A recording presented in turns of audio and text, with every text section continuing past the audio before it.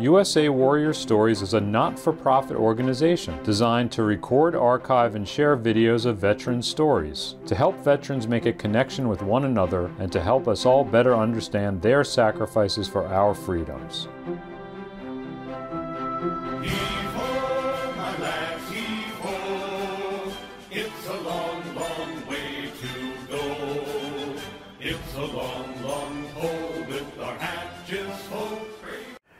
My first year in high school, my English teacher noticed that anything I talked about and wrote about was pertaining to ships.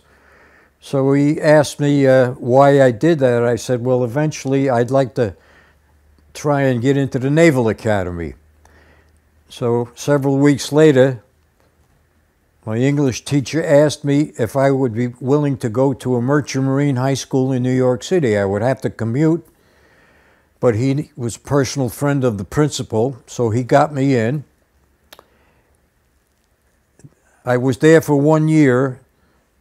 We had, for instructors, retired sea captains and chief officers for the deck, and for the engine people, they had retired chief engineers and first engineers. I forged my birth certificate, got my seaman's papers. I was still 15. All we knew when we got our seaman's papers, we were at war, and it was a different country. Everybody was patriotic. Everybody was on rations for everything.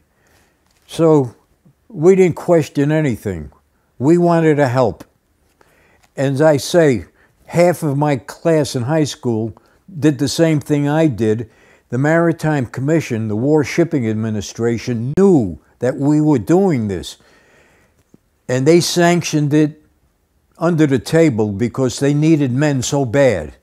They were building ships so fast, and when the ship was coming out of the shipyard, they couldn't get a crew for the ship. So any place they found an empty dock, they tied the ship up waiting for a crew. So right after we got our seaman's papers, it was only a matter of a week and we were on a ship. My first ship as a mess boy and an ordinary seaman was a Panamanian flag ship, the El Almirante, and we went in convoy from New York to Murmansk, Russia, with a load of ammunition, bombs, food supplies, a little bit of everything. Behind the Statue of Liberty was an ammunition pier. It was called Caven Point. We loaded ammunition there, and then rather than go out into the Atlantic because the submarines were waiting for us out there, we went up the East River into the Long Island Sound. And when we got off of Halifax, Nova Scotia, we picked up our Canadian escorts. They escorted us to Iceland. In Iceland, the Canadians went back to Canada, and we picked up escorts from the British Admiralty. We laid at anchor for 4.5 months in Reykjavik, Iceland, with no shore leave. The reason for that was the convoy ahead of us was hit and lost 22 ships. 18 of the 22 ships were American ships, mostly Liberty ships. And they realized then, in the summer months, up above the Arctic Circle, it never gets dark. You get twilight for an hour and a half, and then it's daylight again. So it was easy pickings for the Wolfpack submarines, and the German bombers came out from Norway. So they decided to anchor us in Reykjavik until the winter. So we stayed 4.5 months at anchor with no shore leave. We sailed from Reykjavik the second week in December, proceeded to Lockheed, Scotland, formed convoy there with our escorts. We sailed on the 15th of December for Murmansk. We arrived in Murmansk Christmas Day, 1942, undetected. The reason for it was the Christmas weekend, and Hitler gave a lot of his Wolfpack submarines the Christmas weekend off, also the Luftwaffe, so that they could go home be with their families for Christmas. So we were lucky. But of course, in Murmansk, we were being bombed every night. Half the convoy went north of Iceland to Archangel, which was a port further east from Murmansk. Murmansk, incidentally, in the wintertime, is the only ice-free port. Reason being, they're getting the effect of the Atlantic Gulf Stream. When it hits the English Channel, it splits. One end goes up around Norway, the other end goes down to the South Atlantic. Yes, it was wintertime, and you know, pretty rough seas, and a lot of snow. And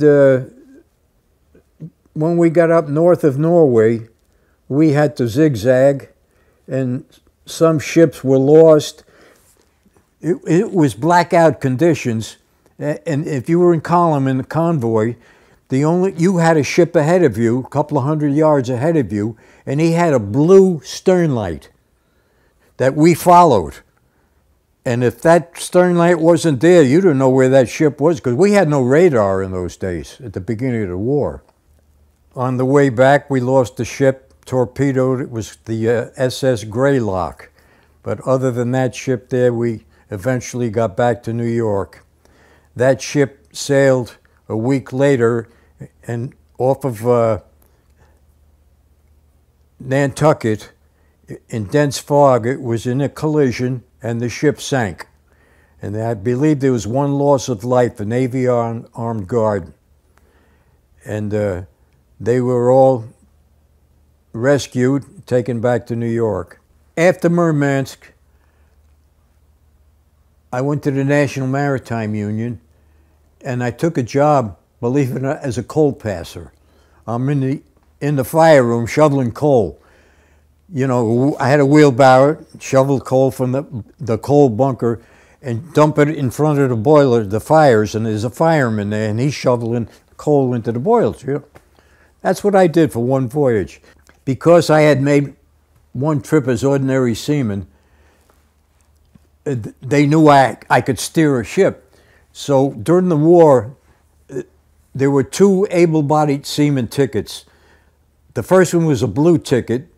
You had to sail as an acting AB for 12 months and then show your discharges to the Coast Guard, and they would give you a green ticket, that's the permanent AB ticket.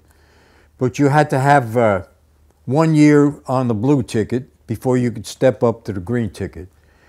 So that was it. I went as acting AB on the John Gorey. They flew us to Jacksonville, Florida. And John Gorey, he was the doctor that invented hot ice. Yeah, he was a doctor in New Orleans. But, you know, they built 2,700 ships, and they were starting to run out of names. They even named one the Hollywood Canteen. I mean it. Yeah. I sailed in the North Atlantic on 6 different Liberty ships in convoys to Europe. I was in the invasion of Normandy on a troop ship. I made 2 trips on the Bienville. It was a troop ship, and we used to load troops in Boston.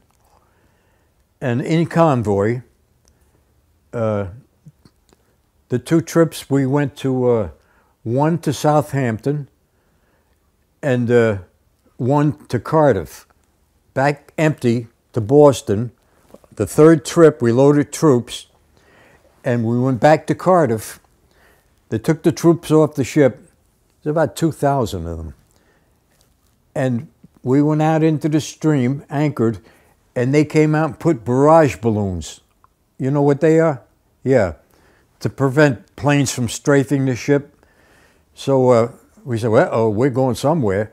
We went back to the dock, and the troops that we took off the day before came back on with hand grenades and plenty of ammunition. So, oh man, we're going somewhere.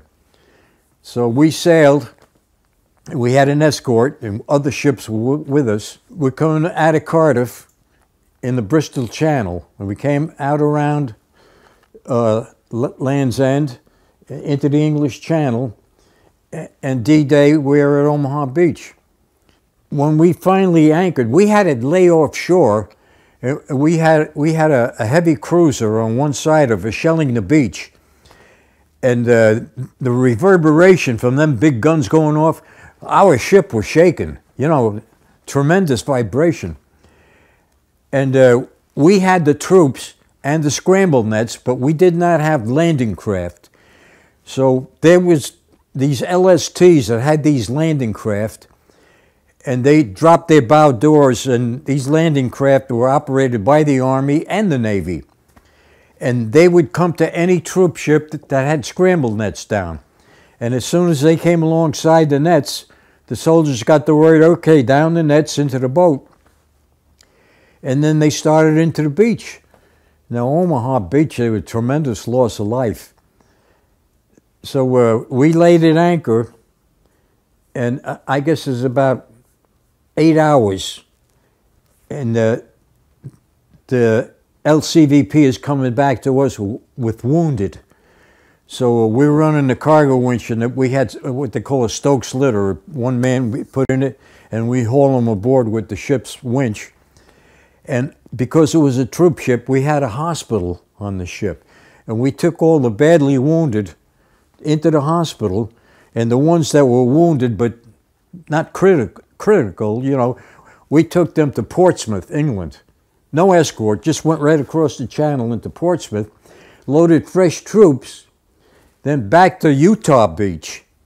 Same thing there, discharged the troops, brought wounded back to Southampton, and then formed convoy back to the States. And that's when I got off the ship. Oh, we were only anchored a mile off the beach, a mile and a half. You could see everything. But we all had assignments. I was in the ammunition locker, and I had to pass ammunition up. And other members of the crew were taught how to train the 3-inch 50 and the 5-inch gun on the stern. I was on one Liberty ship. We brought German prisoners back to Norfolk, Virginia, from Cherbourg. Well, some of them were converted as troop ships, but they're very, very primitive. Yeah, had I been a year older, I would have been drafted before the war ended. I would have been over there somewhere.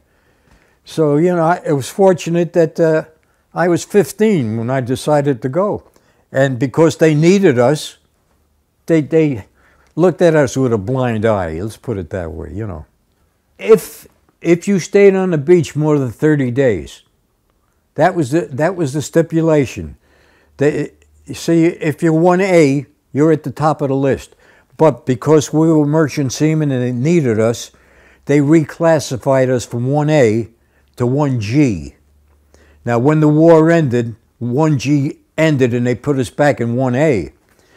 So, you know, 3 years later, 1950, Korea came. Then I was notified by the draft board that they were going to draft me, and I was already 24 years old.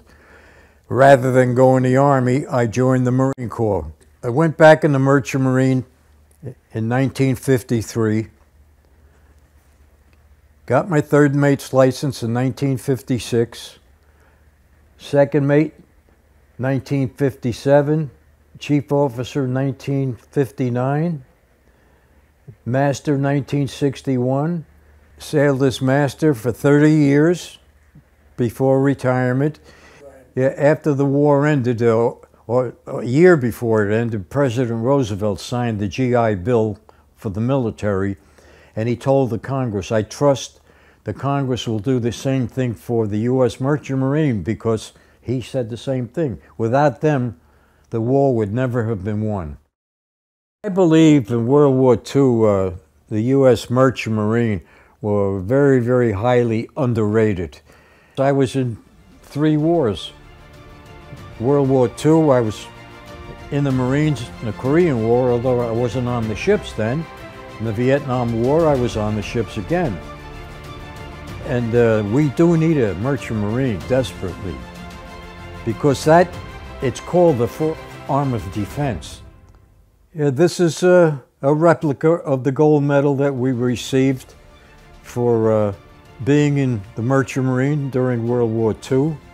I'm very proud of this medal, and I believe it's a step in the right direction, maybe to teach the population of our country what we did during the war.